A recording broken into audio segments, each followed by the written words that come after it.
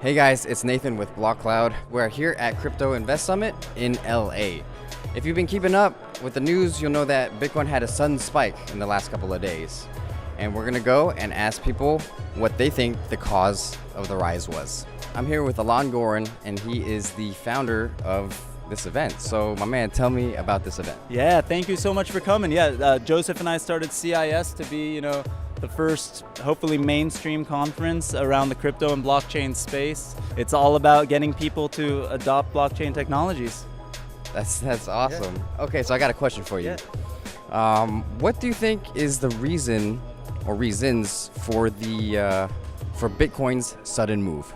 So the sudden bump, it's clearly hard to say. I don't know if anyone has the full exact answer, but I think those bumps happen a lot of times from manipulation, but so much of the FOMO comes in, so much of the crazy wild, everybody talking about it, that just that little bit of press, I think creates that action. But I honestly don't know exactly. I'm obviously really long the space, so for me it's still not enough to be totally excited, but I'm stoked because I've been here a long time regardless. Bit Savage in the building, ready to rock it at CIS. All right, tell me, why do you think, or what do you think is the reason for Bitcoin's sudden move? Oh, like the spike up, the moon climb.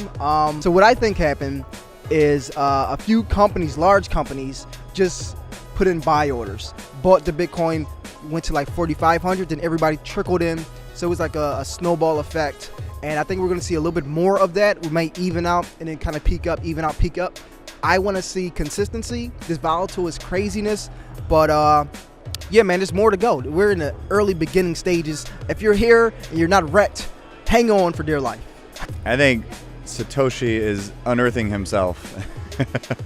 No, I think it's it doesn't take honestly that big of a move to move the price of Bitcoin that much. So I think it's little bits of it's people being encouraged to dip their toes in the market again. But even if a little bit of institutional money moves on exchanges and in the right way, it can adjust the price pretty rapidly. So I think it's going to go up a little bit, and we're going to see it drop again. I don't think it's time for a big bull run yet, but I think we're getting closer. So I think it's the right players getting into the game now this year, or we're going to see some movement.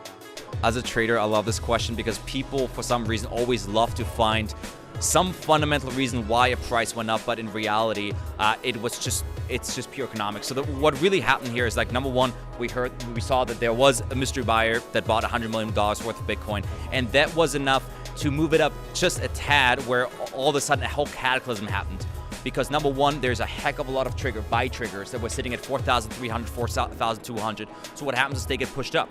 Now, all of a sudden, all the shorts that got forced liquidated around 4,300 got forced liquidated. They buy even more. Now we're up to 4,400. More triggers, more forced liquidations.